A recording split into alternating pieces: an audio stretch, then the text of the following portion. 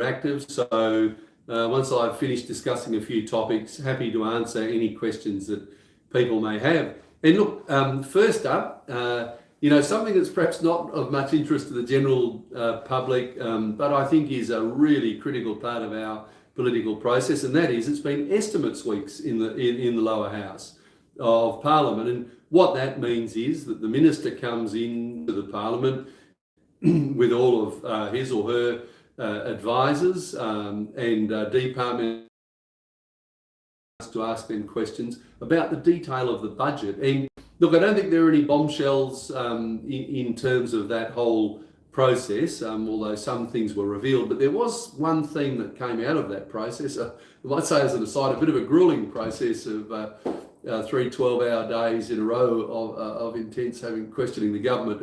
Can I say I know that many of you that do shift work and many of our particular nurses and midwives would say, well, wow, we do that every week. But nevertheless, it was tough for us. But look, I think the overall theme that came out of that was, you've got a government, lots of dollars, nothing to do with them, as I've said many times. They are rolling in cash because of the GST fix put in by the former coalition government, and also obviously iron ore royalties. Iron ore prices are still way up, and literally billions of dollars rolling in. But what we see is a lack of delivery. And look, one area that I've spoken about a number of times and is an ongoing concern for us as an opposition, I think for everyone in the state of Western Australia, is the issue of housing.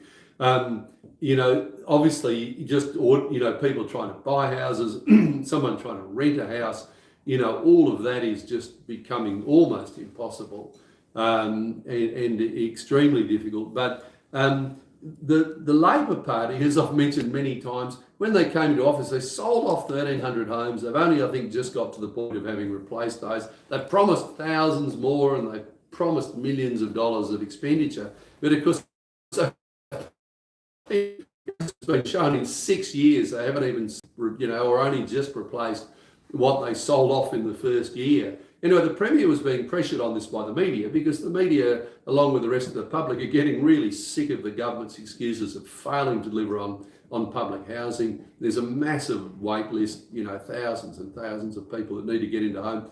And, what's the sharp end of the lack of public housing is that people are sleeping rough, they're homeless, and so maybe they can crib a bed somewhere, but otherwise they're sleeping rough. And we just see all too much of that, and especially cruel.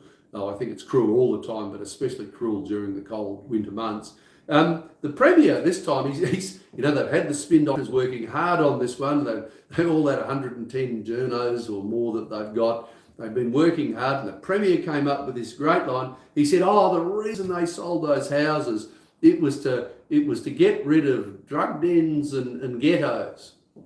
Well, does that require just a little bit of analysis? And let's just sort of, unpack that a little bit. One, the houses didn't disappear. Houses are still there. They've just been sold to private owners.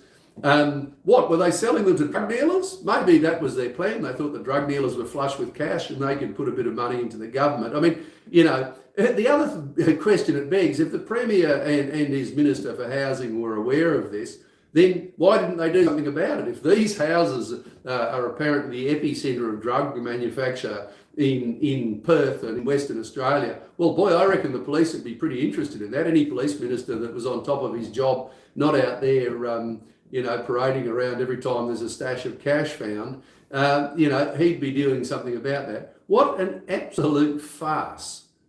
And this is the Premier of the state. I mean, you're not talking about some, backbencher or some new minister who's not quite sure about what their job is.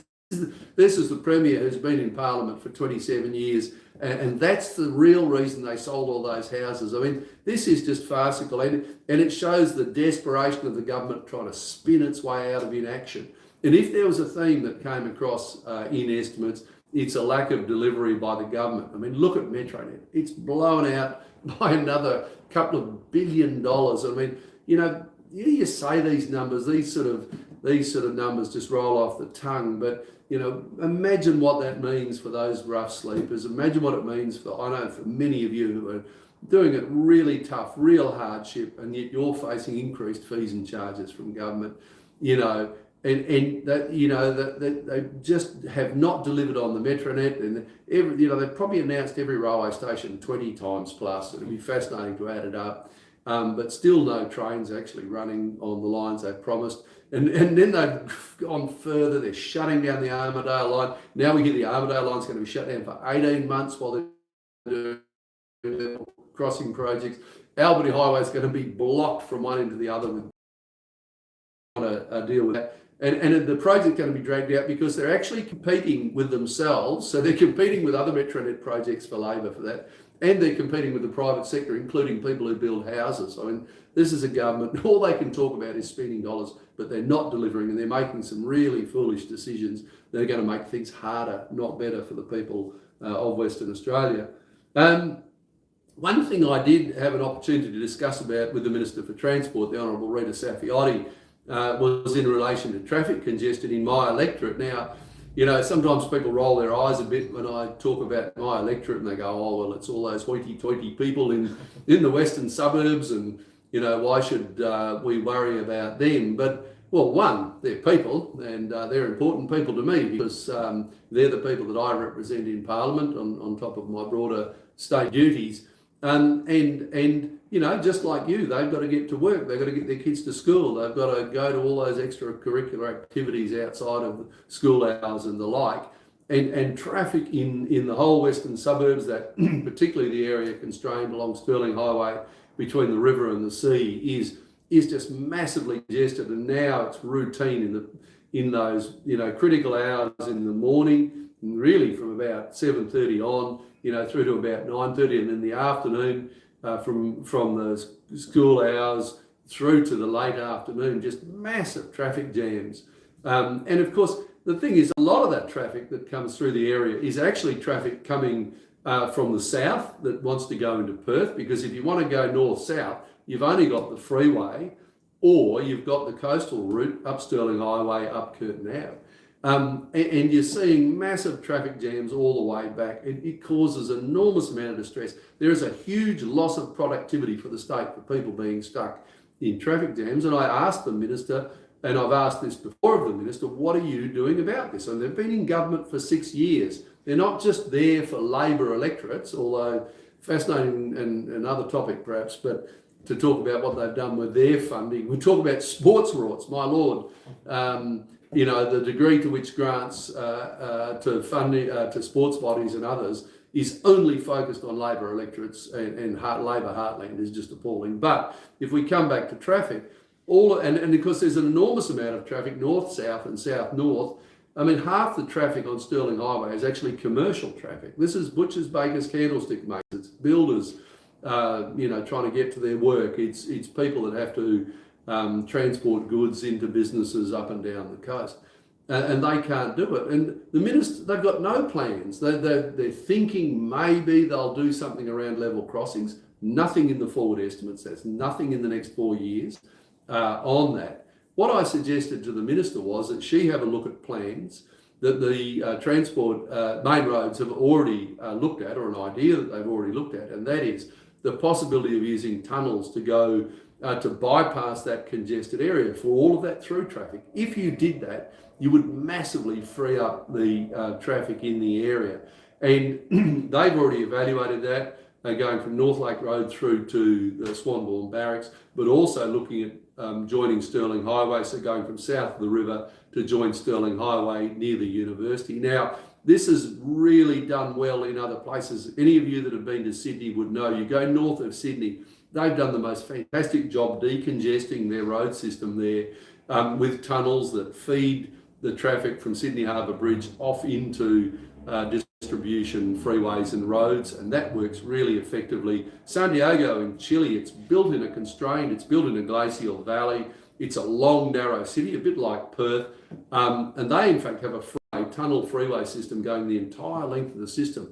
Very simple to use and very effective of dealing with traffic congestion. Now, I had a journalist in an online article describe this as a bizarre suggestion, and look, the article was actually a pretty fair article, but the headline I thought was perhaps unnecessary. But nevertheless, that's by the by. But this is not some fanciful idea. Tunnels are, surprisingly, quite often a cheaper alternative than surface roads. And it's not, because laying down a road isn't just you laying down a bit of bitumen on some compacted limestone.